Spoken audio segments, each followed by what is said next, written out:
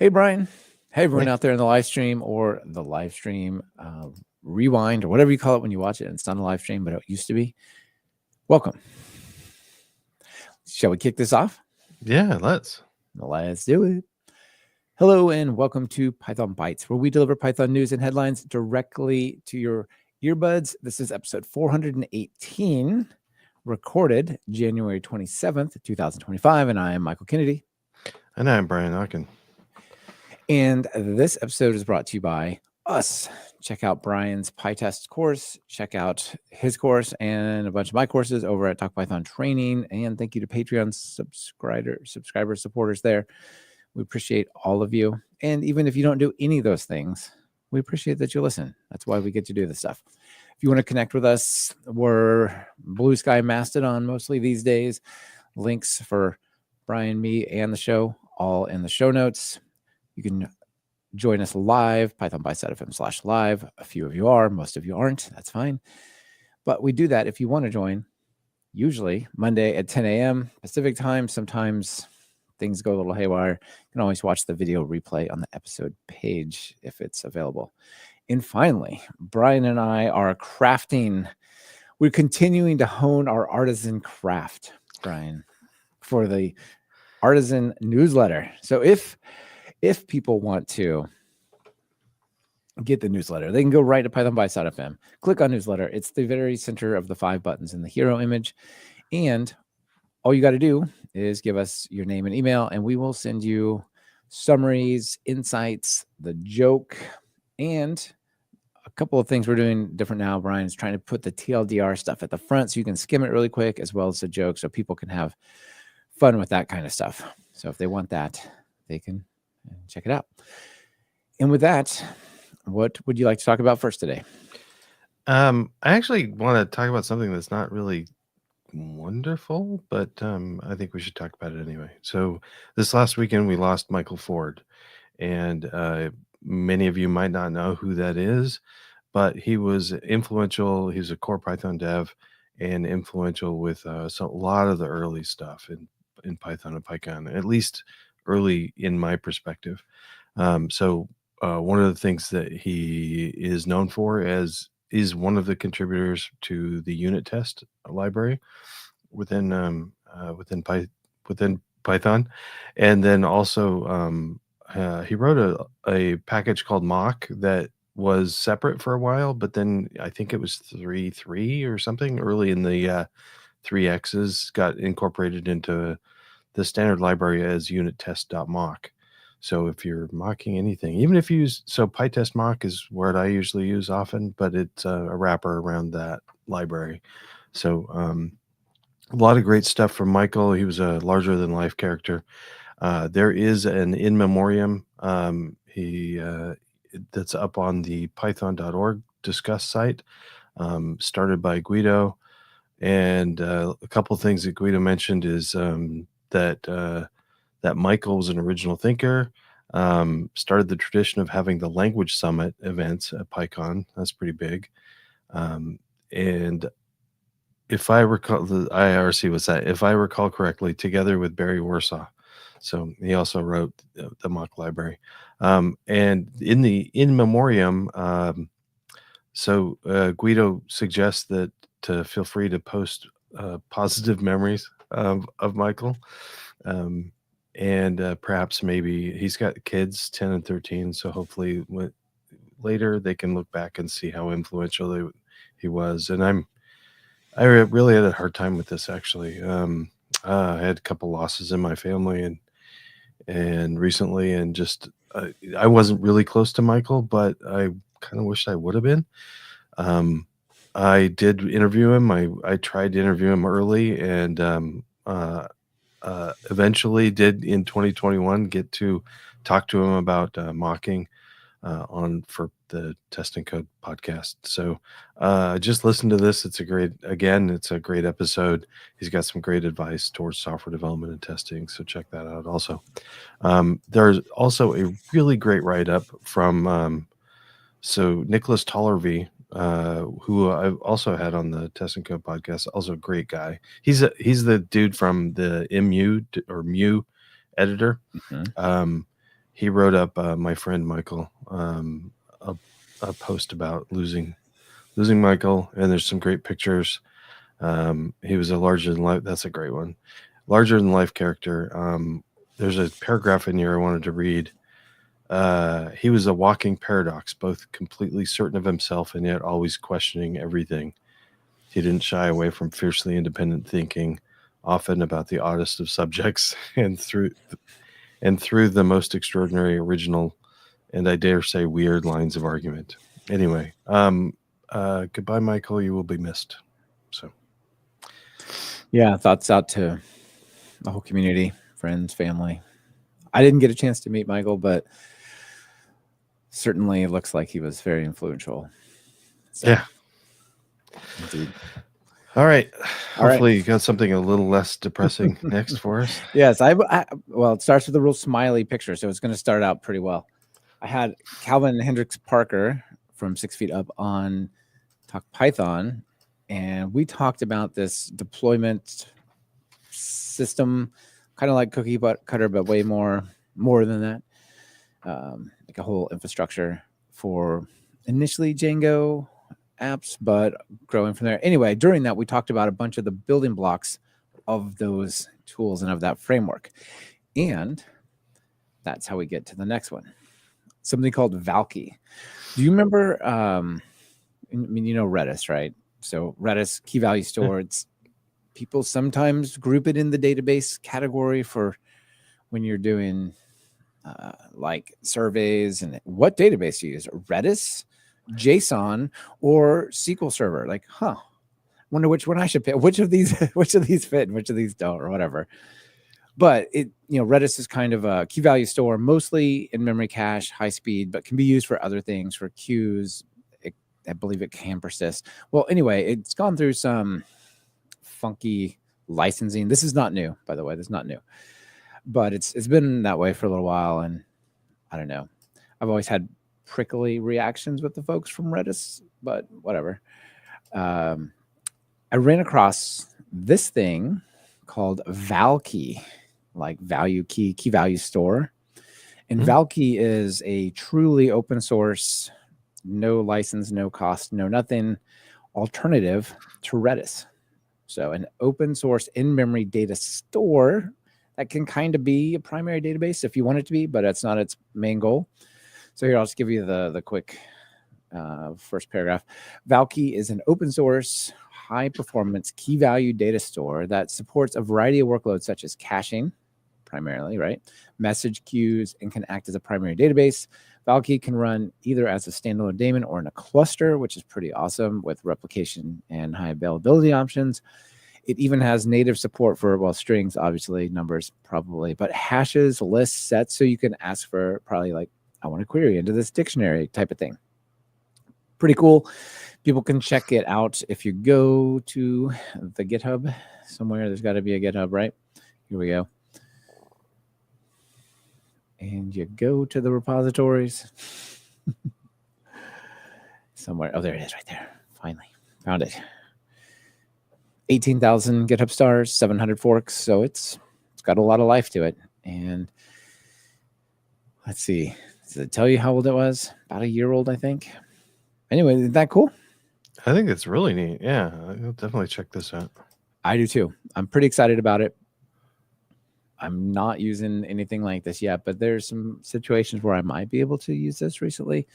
And certainly this is something I would give a hard look at if I was doing a key value in memory cache type of thing, especially with the failover and the replication, because a lot of the times you've got to restart these things. They have to repopulate the cache, and that can be really kind of slow. And, you like see systems fall down, then they can't quite get back up because the cache isn't there and they keep getting killed. And anyway, these are pretty neat technologies if you need them. And Valkey, yeah, check it out.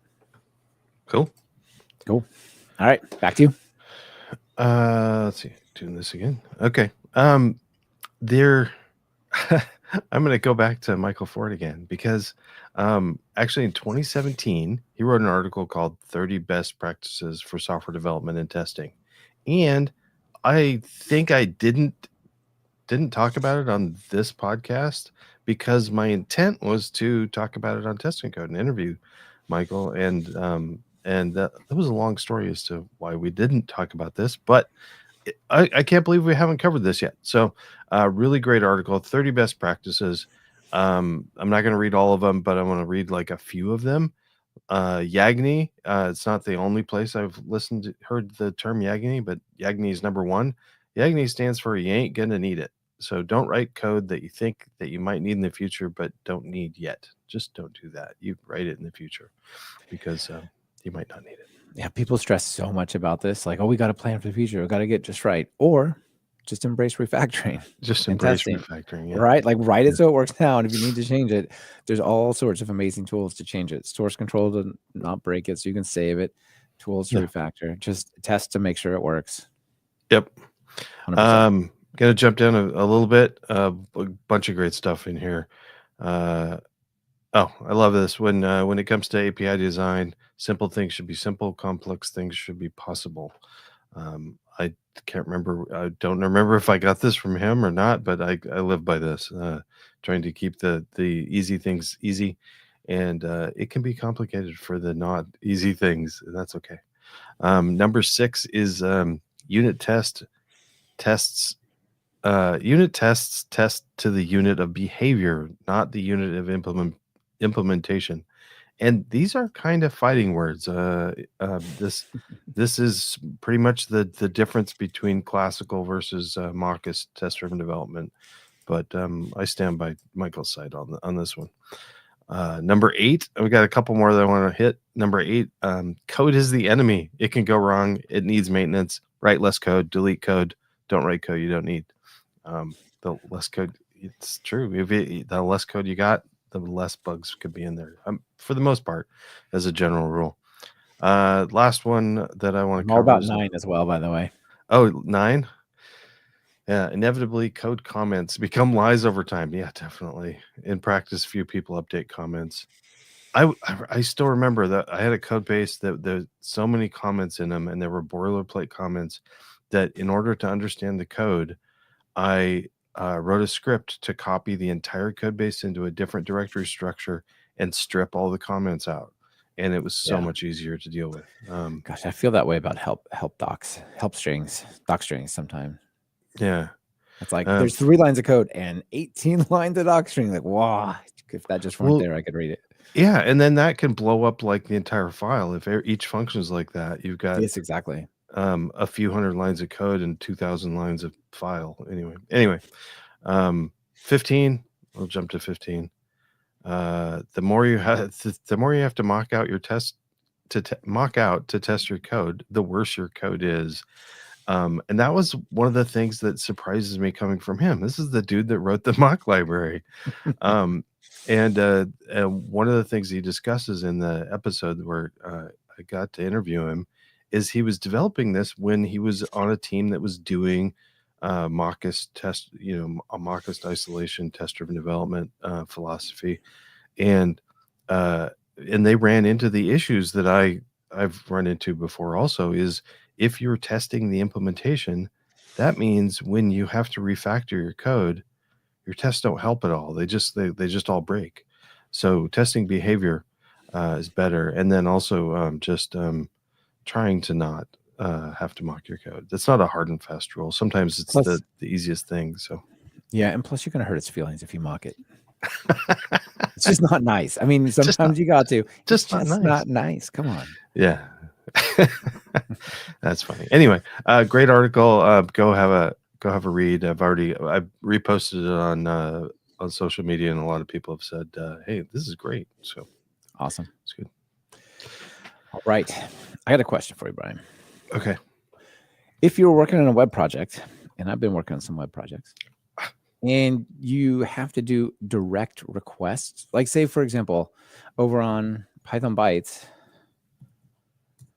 if I go to say like our latest, which is very, very close to being not true, but our latest episode, Bugs Hide from the Light, you can see there's a image here, and that's the thumbnail from YouTube. And we have stuff in pythonbytes.fm that when you load this page, it'll look for the YouTube link and then it'll talk to YouTube. Pull that and get the thumbnail. Now, you might think, why don't you just put the YouTube embed right there?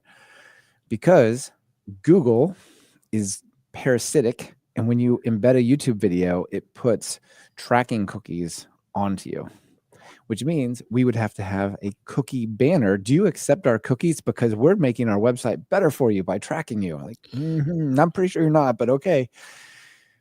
Or you could download the image, put it in your database, and then serve it out of Court or Flask or Pyramid or whatever it is you're using, right? Yeah.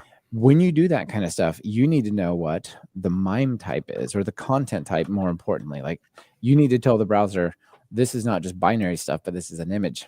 I know it came from a database and doesn't have a file name, but it's a PNG or it's a JPEG or whatever, right?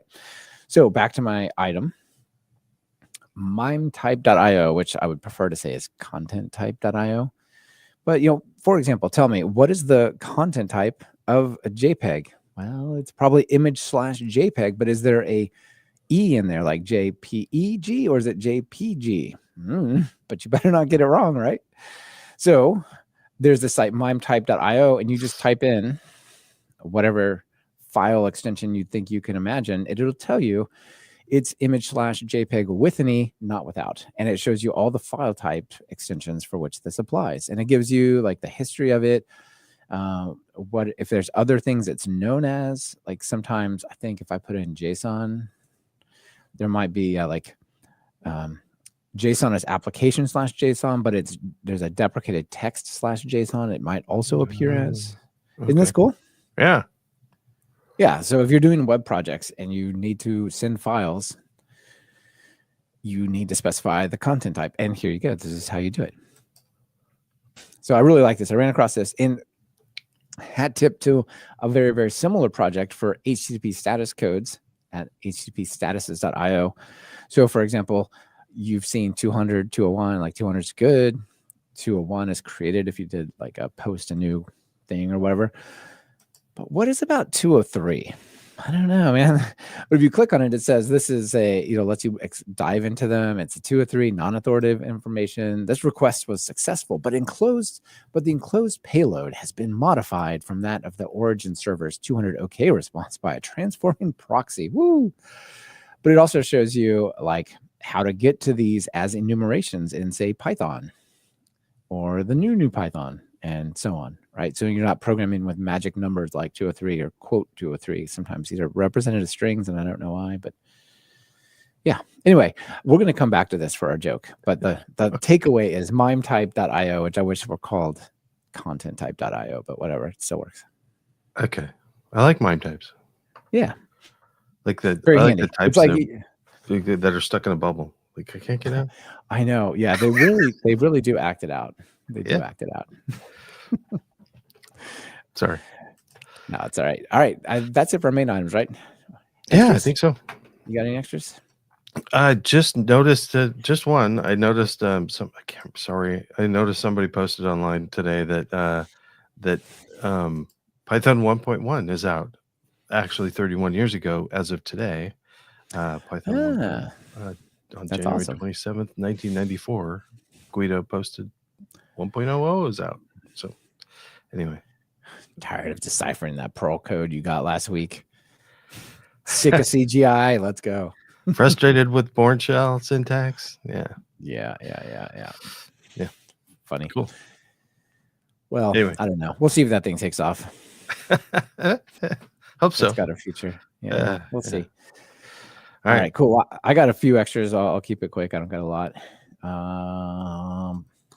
Speaking of releases, Python 3.14.0 Alpha 4 came out last week, minutes after we recorded our last episode. So since last time, something to announce. People can check it out. It's coming along. This is Alpha 4. That means there's 3 more Alpha releases. Then we hit beta. Then you can start to treat it seriously as a fixed item, right? Chances are no new features, just bug fixes and polish before it goes. Although I'm sure they could decide, this is too rough. We're not going to make it. We'll take a feature out. But the idea is that the betas are fixed. Yeah, and actually, so I usually haven't been testing new stuff until like we get to betas, but UV has made it so easy to load up pre-release stuff that I'm testing with 3.14 already. So That's awesome. And it's not just easy, it's also low impact. It's not Yeah. like you're taking over your machines. The latest Python is now this alpha thing. Yeah, right. Yeah. So, Yeah. Same goes true for free threaded Python, right? You can get that with Yeah. UV. Pretty cool.